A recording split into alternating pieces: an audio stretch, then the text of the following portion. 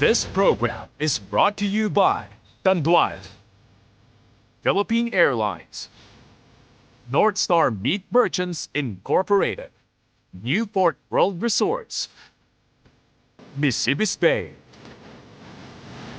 McDonald's, LT Group Incorporated, The Original Jamaican Patty Shop and Juice Bar, House of Frutas, Panay Pandisan, Happy,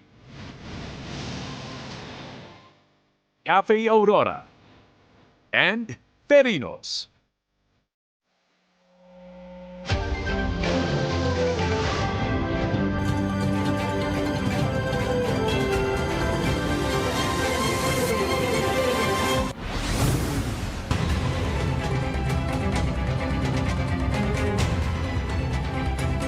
Good afternoon. We continue to monitor the midterm elections. Your Voice 2025. I'm Mai Rodriguez. And I'm Paolo del Rosario. You're watching a special edition of Newsfeed at noon. The headlines. An election shocker as only 5 out of the 12 administration-backed candidates are projected to win Senate seats. Vice President Sara Duterte also facing a tough blow in the midterm elections. She now vows to build a powerful opposition. Pulse Asia says it will review its methodology and sampling amid differences between its pre-election surveys and the actual vote results. And a look at the winners in the local races. Let's first take a look at the partial and unofficial results of the senatorial race. Latest results show Senator Bongo still leads with more than 21 million votes. Bam Aquino and Senator Paolo del Rosario coming in third at 16 million. Erwin Tulfo is next with 13 million and Kiko Pangilinan and Rodante Marcoleta with 12 million. Meanwhile, Tito Soto, Pia Cayetano, and Camille Villar are coming in at 8 to 10 with more than 11 million votes. At 11 and 12 are Lito Lapid and Amy Marcos with over 10 million votes each. A little over 80% of election returns have been processed with 66.25% of the votes counted. So Paolo, ito pinag-uusapan pa rin what a surprise. Bam and Kiko are in the Magic 12, defying all surveys. Absolutely, defying all surveys at nag-issue nga ng statement ng ibang mga survey companies, just taking a look at yung methodology nila and of course trying to find ways to make it more accurate moving forward because we take a look at yung listahan po natin, again, seeing Bam Aquino at second and Kiko Pangilinan at fifth in particular and Erwin Tulfo falling as well was something that not only a lot of people would have predicted. Yes. And of course, we're going to see whether or not kung may iba pa, especially in that tail end with around 20% left. Of course, in the service, at one point, diba, si Kiko Pangilinan was actually at the 17th place, no? And now, pasok pala siya. Tapos si Bam Aquino also tailing at the 12, 11, 12, 13, diba? Ganon, 14, ganyan. Yeah, it also goes to show you that nag-widen na yung support base ni Kiko Pangilinan and ni Bam Aquino. It's not just centered on the former supporters or the current supporters rather of former Vice President Leni Robredo. They're also now looking at a wider base in terms of being a consensus candidate. They're saying also the secret weapon is the Gen Z. Yes, absolutely. The silent majority at tinatawag nila. So I'd love to get more in-depth analysis na makausap natin ng mga political analysts mamaya-maya lang. Of course, and one of the groups here that have taken advantage of what we are calling yung Gen Z or the millennial votes, we're going to check now on the party list race. Akbayan currently tops the election, garnering more than 2.2 million votes. Now, the Duterte Youth comes in second at 1.8 million, Tingog with 1.4 million, and 4Ps with 1.2 million. ACT-CIS party list is at number 5 with 992,000 votes. Now, we take a look at the party list here. Of course, or Attorney Chel Jokno in particular has Attorney Chel, yes, and has gotten a lot of attention online, especially for yung mga Gen Z millennial supporters out there, making a lot of noise, coming a bit viral. Of course, we're going to see. I want to see personally how the votes were split in terms of yung age groups and Also, how they voted for Tsaka sure. saan galing yung the bulk of the votes, yung surge, no, kagabi na nakita natin as early results were coming in. Of course. So a lot more to consider there, but first we now take a look at Vice President Sara Duterte setting her sights on building a, quote, powerful and principled opposition. That's after her allied senatorial bets faced a tough blow in the elections in what could possibly affect her impeachment trial in the Senate. In a statement, she admits the outcome was not what she hoped for. She says she will continue to hold the government accountable, advocate for the issues that matter, and work tirelessly to serve as a strong and constructive opposition. She invites all citizens, regardless of background or past affiliation, to join her in shaping a future that is fair, inclusive, and just. The partial results of the senatorial race come as a surprise as they differ with pre-election surveys. In an interview on Bilyonaryo News Channel, Pulse Asia President Ronald Holmes acknowledged the discrepancies and said they will review their methodology. But he also suggests that the candidates themselves may need to reflect on their campaigns. Independently, that this result leads us to really do our own review of our own sampling, our own methodology. Of course, the other question is what did they do or fail to do in the last 3 weeks that failed, whether they failed to protect their votes in regions where they were generating support or failed to mobilize votes in regions where they were not in any way strong, as indicated in the April survey. The survey was completed on April 24. So that's the other question. And that's a question probably that we can get the responses to from the candidates themselves. Let's now get an update from COMELEC. Naroon si Dexter Ganibe ng Abante Radyo. Dexter. Sinimulan na kanina ng National Board of Canvassers ang opisyal na canvassing ng mga boto ng mga tumatakbong senador at party list. Unang isinalang sa canvassing ang resulta ng local absentee voting. Ang resulta, pasok ang siyam sa senatorial slate ng Duterte. Nanguna siyempre si Bongo na may 45,581. Si Bato de la Rosa ang pangalawa na may 44,818 votes. Si Rodante Marcoleta ang pangatlo, 34,543. Pang-apat si Jimmy Bondoc na may 32,784. Pang-lima si Raul Lambino sa 28,765 votes. Pang-anim si Attorney Vic Rodriguez na mayroong 26,856. Pang-pito si JV Hinlo na may 26,280. Si Salvador Philip o si Philip Salvador mayroong 25,814. Pang-siyam si Ariel Kerubin, 23,627. Pang-sampo si Apollo Kibuloy na may 20,122. Pang-labing isa si Gringo Onasan na 18,186 na boto.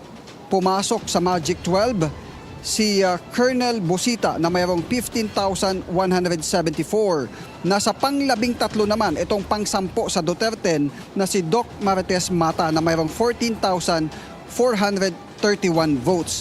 Pinakamalaking bahagdan ng local absentee voters ay mula sa mga uniformed personnel, partikular sa Armed Forces of the Philippines na higit 29,000 voters at 23,448 naman na mga pulis. Sa 52,067 na mga local absentee voters na bumoto noong April 28 hanggang April 30, nasa 1,000 lang ang miyembro ng media. Ngayong hapon, inaasahang itutuloy ng National Board of Canvassers ang pag-canvass ng mga boto mula naman sa overseas absentee voting. At inaasahan ng Commission on Election na pagsapit ng Sabado ay makakapagdeklara na sila ng 12 nanalong kandidato sa pagkasenador. Maraming salamat, Dexter Ganibe ng Abante Radyo, reporting live from the Comelec. Mark Anthony Santos pulling off a stunning upset over Cynthia Villar in the Las Piñas congressional race. Santos, an independent candidate and city councilor, was proclaimed early Tuesday after garnering more than 109,000 votes. Villar only got over 79,000. In an exclusive interview with Bilyonaryo News Channel, Santos says his victory is a victory of the people. Ako'y nananawagan sa aking mga kababayan na tuloy-tuloy sana suportahan ang pagbabago, ang mga programa dito sa ating lungsod. At nagpapasalamat ako sa Panginoon Diyos at siya ay talagang ginabayan tayo sa lahat ng ating ginawa dito sa kampanyang ito. Nananawagan din ako sa aking mga nakatunggali ngayong eleksyong ito na tayo magsama-sama tungo sa progreso at ikaunlad pa ng ating lungsod. Ang sinasabi nila ngayon, elected Congressman Mark Santos, na parang David Goliath po ang iyong laban. Ano ho masasabi niyo tungkol doon? Mukhang with divine intervention and tama nga, biblical nga David and Goliath. Oo. Kasi sa resources and everything, talagang, kumbaga sana dehado tayo dehado talaga. Pero parang nag-people power ang mga taga-Las Piñas. At kahit ganito ang nangyari, hinihingi ko pa rin ng suporta ng aking mga nakatunggali. At sana po tuloy-tuloy po tayo, magsama-sama na. Oo. Tapos na po ang eleksyon at kailangan magkapit bisig tayo para sa ikaunlad ng Las Piñas. May message ba ho kayo sa mga constituents niyo po sa Las Piñas? Hindi ko po, I cannot express my feelings right now kung paano po nagawa ito. Kasi alam niyo naman po yung naging background ko itong election na to. Even sa resources, sa logistics, pero may mga sumuporta po sa atin.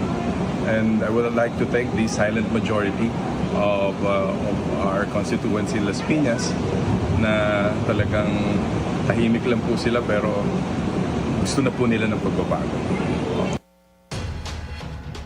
Meanwhile, in San Juan, Francis Zamora also clinches his third and final term as mayor. He garnered 57,998 votes to defeat Philip Cesar. Along Malapitan has been proclaimed as Caloocan City Mayor. Joining us now from there is Pierre Pastor. Pierre, ano po ang latest dyan? Yes, Mai, ang saya-saya dito kanina at dumagungdong itong bulwagan ng Katipunan dito sa munisipyo ng Caloocan nang iproklama na ang mga malapitan.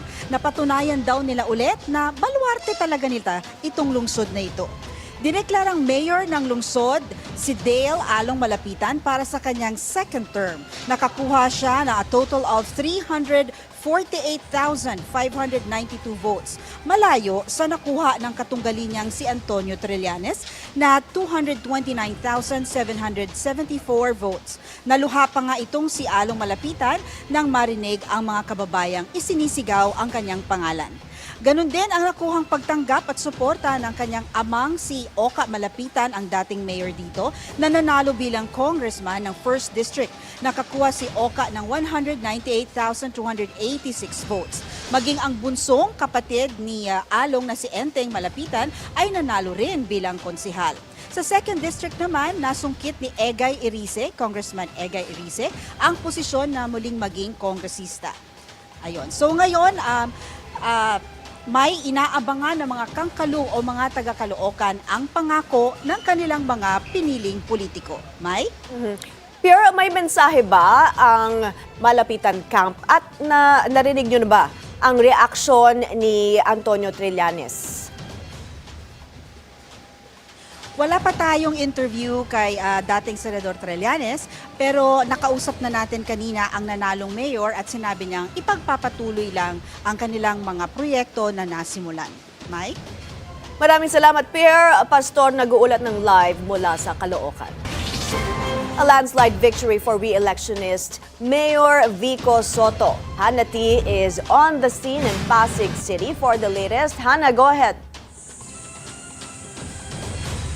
Mai, the camp of Sara Diskaya has finally broken its overnight silence after political opponent Pasig City Mayor Vico Soto won in the Pasig mayoral race.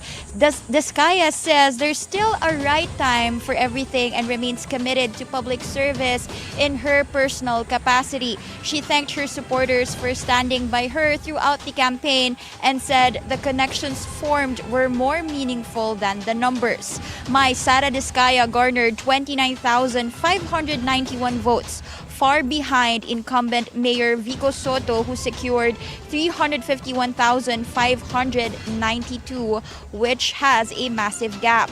Last night, we stayed on the ground here in Pasig City to monitor any possible protests, especially after the Board of Canvassers received the bulk of election returns around 10 p.m., much faster than expected. But throughout the night, there were no signs of demonstrations, and we'll keep watch to see if anything develops today. But by because in 2019, when Mayor Vico first defeated the Eusebio clan, that night was marked by some protesters. But by 2022, when he won against Io Bernardo, who is Diskaya's running mate this year, the margin was already wide.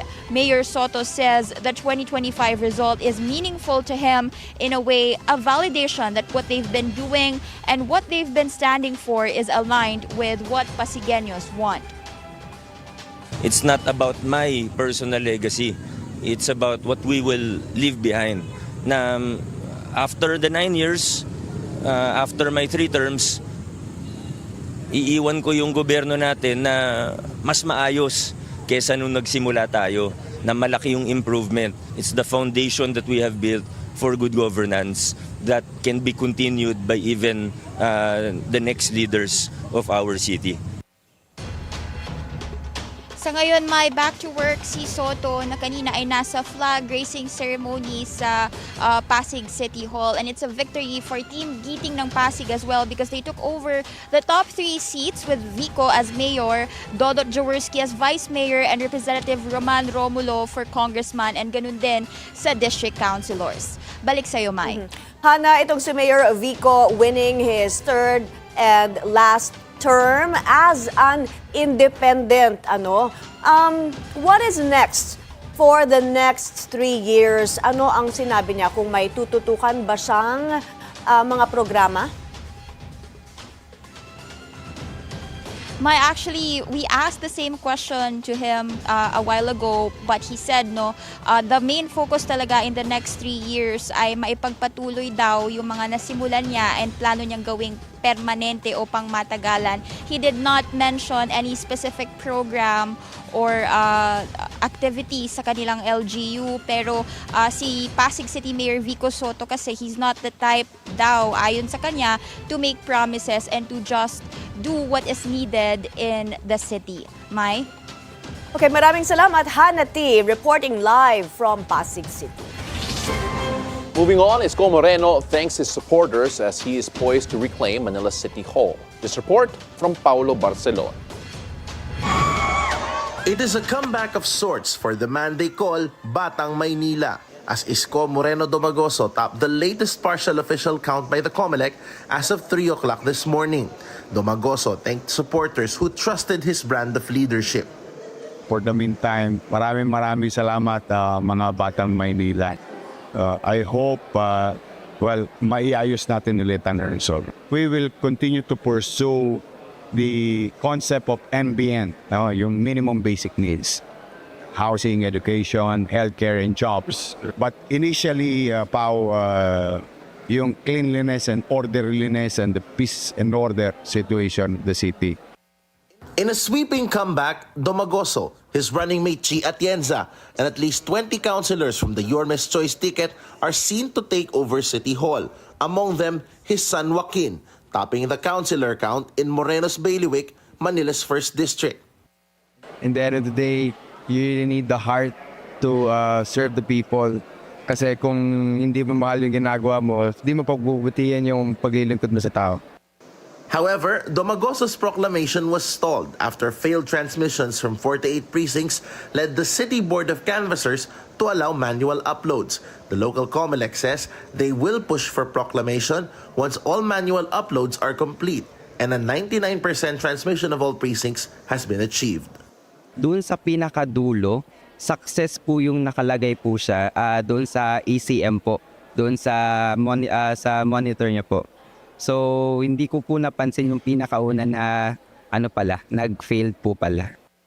Domagoso also acknowledged the concession message of Representative Sam Verzosa, and he's also open to conversations with his former governance partner, incumbent Mayor Hani Lacuna. Because at the end of the day, taga Maynila sila, di ba? Magiging mamamayan ko rin sila. And as I have been doing and committed to do sa Maynila, pantay-pantay. Manila City Board of Canvassers are poised to resume session at 2 o'clock this afternoon. For Your Voice 2025, Paolo Barcelon, Bilyonaryo News Channel. Senator Nancy Binay is set to become the next mayor of Makati, as she is currently ahead of her brother-in-law Luis Campos in the local race. On the scene in Makati is Zeus Valdez of Abante Radyo for the latest. Zeus, ano ang balita dyan? Anong oras expected i-proclaim ang mga nanalong kandidato dyan sa Makati? May Paulo, dito sa Makati Coliseum iproproklama si Senadora Nancy Binay bilang bagong alkalde ng lungsod matapos manguna sa bilangan kontra kay Congressman Luis Campos. Batay sa paunang resulta mula sa Media Transparency Server, nakakuha si Binay ng 125,815 na boto, habang si Campos ay may 94,546 na boto. Malayo naman na nakuha ng dalawang independent candidates sa parehong posisyon. Kasama ni Binay ni proproklama ngayong araw ang iba pang mga nanalong opisyal sa lungsod ng Makati.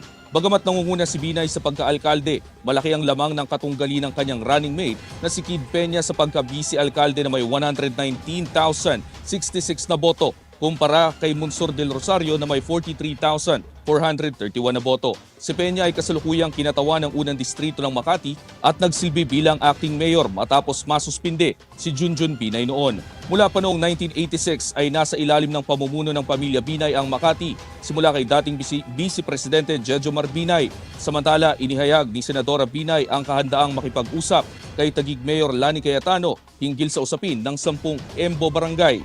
Bagamat wala pang malinaw na plano kung paano haharapin ang issue, iginiit ni Binay na bukas siya sa pakikipagtulungan para sa kapakanan ng mga residente. May, para sagutin ang iyong tanong, ang sabi, alauna magsisimula ang proclamation o ang pagtutuloy rin ng canvassing. Pagkatapos nun, sabay-sabay na silang iproproclaim. Sa ngayon, andito ng mga miyembro ng COMELEC at ang mga staff ng City Hall at ang ating mga kasapi sa media. Para sa Your Voice 2025, Zeus Valdez, Abante Radyo. Zeus, mainit talaga yung labanan dyan sa Makati. Tinutukan natin yan kasi nga alam natin ito ay dramatic face-off because of the Binay family feud. So ngayon ba may mga camp, both sides, meron na bang attempt to reach out to the other camp? May gano'n na bang pangyayari? Sa ngayon may wala pa tayong ulat patungkol dyan. Pero isa sa mga inaasahan na dadalo rito ay mga kapatid ni Senatora Nancy Binay. May nababalita ka ba ano ang implications nitong resulta ng eleksyon sa Makati diyan sa City Hall? Wala pa naman tayo gaanong ulat na natatanggap hinggil dyan, pero ang sinigurado ngayon ni Senadora Nancy Binay ay itutuloy nila ang serbisyong itinatak ng kanilang ama. Maraming salamat, Zeus Valdez of Abante Radyo, live mula sa Makati City. The results of the elections may affect the outcome of several House initiatives, including the impeachment of Vice President Sara Duterte. Did some of the House members seeking re-election win? Let's get updates from Zandro Ochona, live from the Batasan Pambansa. Zandro, are we seeing the same members who could make up the upcoming 20th Congress? Well, several notable House members are ending their term as the 19th Congress would come to an end by June 30. Quadcom overall chairperson Representative Robert Ace Barbers is on his last term and did not seek another government post after his term ends. Abang Lingkod Party List Representative Caraps Paduano also is ending his tenure at the House of Representatives and did not seek another post. However, Representative Jinky Beatrix Luistro, who is seeking re-election in Batangas 2nd District, is leading the race against Rani Abu. Luistro, a known Duterte critic, garnered more than 100,000 votes, or 62.18% of the votes cast, while Abu only garnered more than 66,000, or 37.84% of the votes. House Committee on Good Government and Public Accountability Chairperson Joel Chua is winning with a slim margin, garnering 42,219 votes against Apol Nieto with 40,976. Also winning by a small margin, Manila 2nd District Representative Valeriano with 50,951 votes over Carlo Lopez with 45,440 votes. Valeriano's privileged speech last year was the reason for the investigation lodged by the House to investigate VP Sara. It is important to note that with the upcoming 20th Congress, we shall see if Speaker Martin Romualdez will remain as the House leader. Thank you for that report, Zandro Ochona, live from the Batasang Pambansa. The PPCRV demands COMELEC's explanation on observed duplicate election data and the supposed inaccessible files. Andrea Salve joins us from the PPCRV for details. Andrea.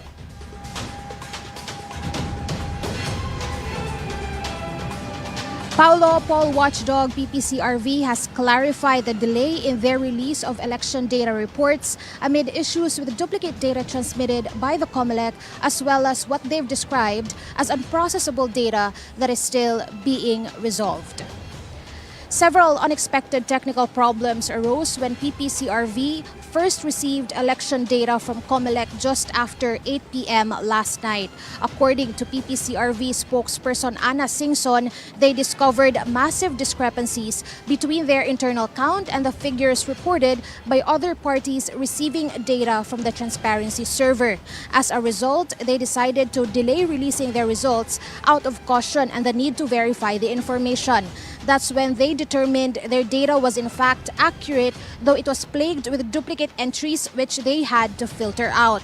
Additionally, PPCRV reported that a significant portion of the data remains inaccessible because it's in formats they are unable to process. They stressed that converting this data takes time, which explains the 18% discrepancy between the figures on the COMELEC website and those reported by PPCRV. William Yu, the organization's IT director, mentioned they have identified several potential causes but refrained from speculating further until they receive clarification from the poll body. The COMELEC is now investigating the issue.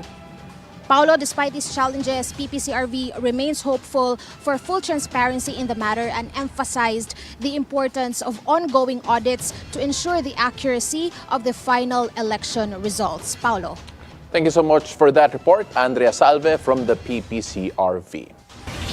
Now we're taking a breather. You're watching a special edition of Newsfeed at Noon. Stay with us.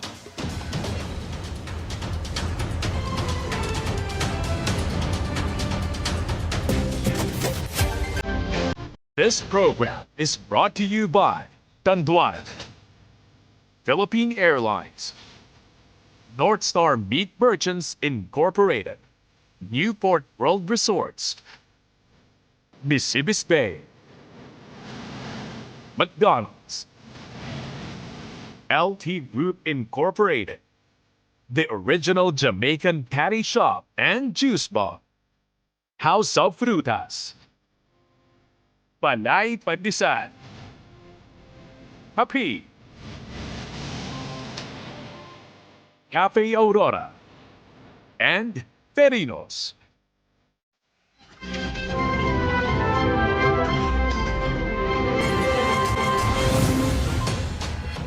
Welcome back. You're still watching Newsfeed at noon.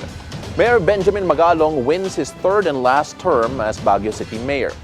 His running mate, Faustino Oloan, will also serve as Vice Mayor, while former Mayor Mauricio Domogan takes Baguio City's lone congressional seat.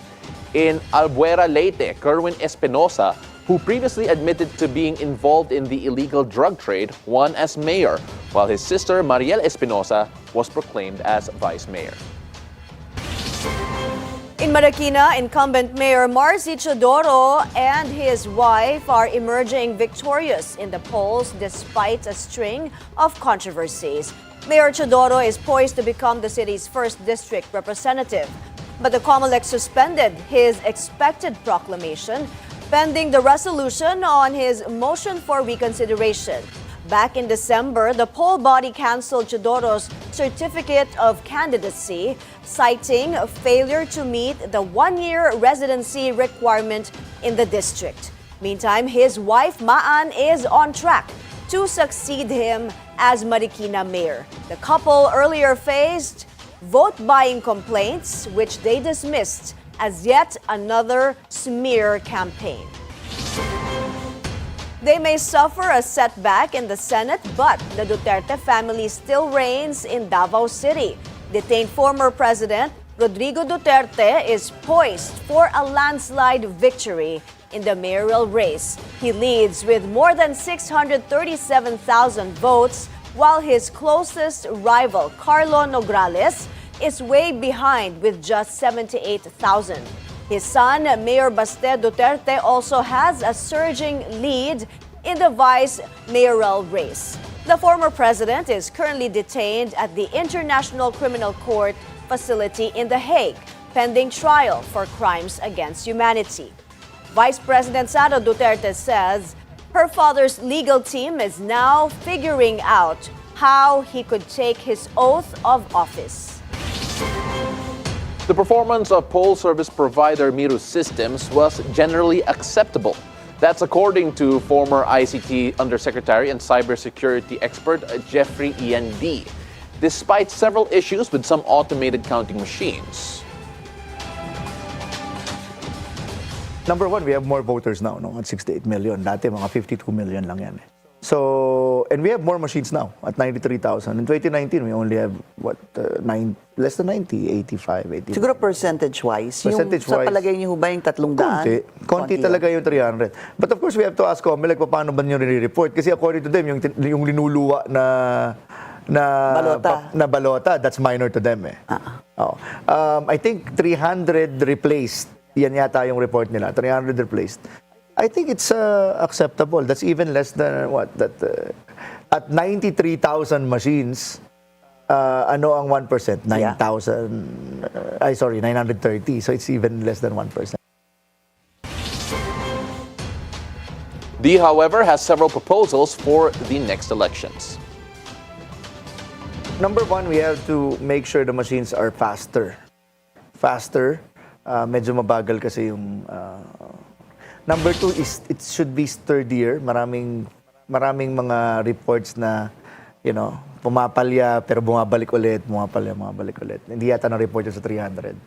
And number three, ulitin ko, let us prepare early and make sure that the certification comes early so that maayos ang maging mas credible yung ating halalan. Oh, and lastly pala, number 4, sorry, I break my three rule. Pakiayos naman yung transmission sa transparency server, parang hindi consistent. Para pare-pareho. Para pare-pareho.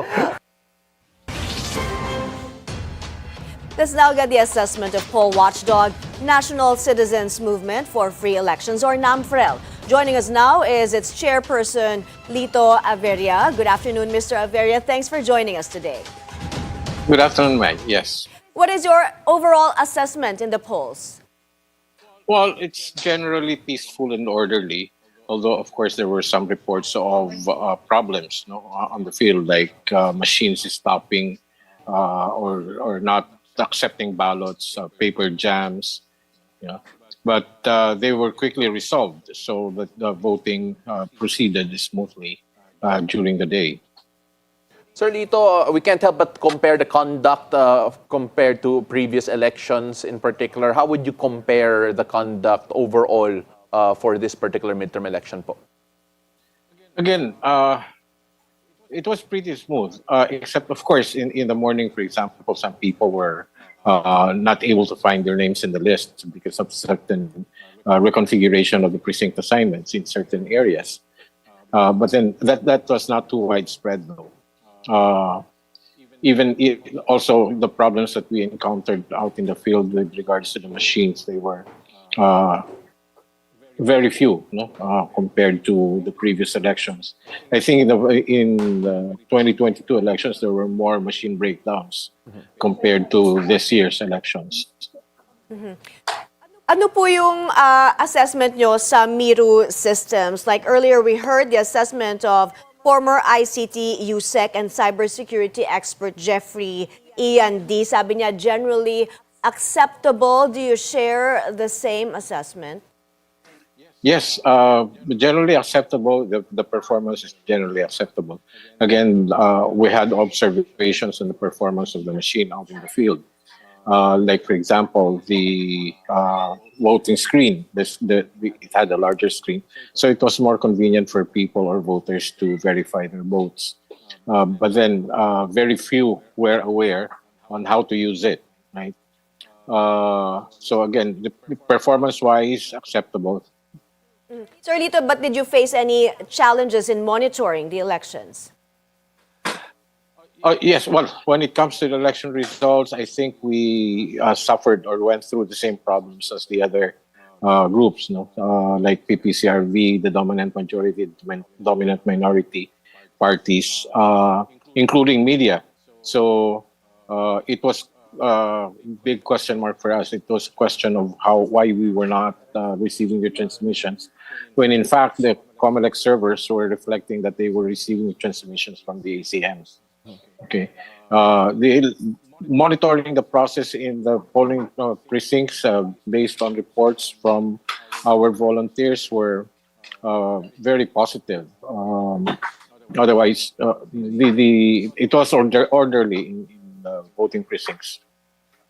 Sir Lito, I just want to go back onto that monitoring issues that you mentioned a while ago. Kanina, we had a chance to hear from the PPCRV. They were saying there was duplicate data, unprocessable data, wrong format of data. When you take a look at kung saan po nag-breakdown yung monitoring with the COMELEC servers, considering na iba yung nakita ng COMELEC, where would that breakdown have happened in terms of yung monitoring po ninyo? I believe there was maybe an error in the preparation of the results package. Okay, the expectation was that soon after close of polls, we would be receiving the initial transmissions, and after that, every 15 minutes we'll receive transmission packages. That was not met in the first for about 2 hours, right, or less than 2 hours, because we were receiving results packages that were empty. Puro headers nga yung sinasabi yung sa reports, no? And then we started receiving a bulk of the transmissions, which comprised of about 30% of the election returns at around 9 in the evening, and that went through, right? But then again, short before midnight, there was a question of discovering duplicate results from the same precincts, no? So that had to be resolved. But we're still investigating how that could have happened, because in the previous transmissions there was no such issue. Sir Lito, finally, to close, every election, of course, we hope to always take away or gain many lessons. What are your key recommendations for future elections? Okay, we have to review the automated election system, right? Especially, like for example, in the case of non-receipt of transmissions, we have to review that. We have to perhaps audit the preparation of the election results that is being transmitted to the various recipients. That's one. Second, we have to review again, the transmission setup, how the transmission performed. So we need to look into those. Third is perhaps, hopefully, the commission or at least holds up to its promise to upload or let us access the system logs so that we can properly review what happened in the system. So those are primarily three recommendations on the technology side. All right, thank you for joining us today. NAMFREL Chairperson Lito Averia, maraming salamat po for your time. Thank you very much. And those are the news this hour. I'm Paolo del Rosario.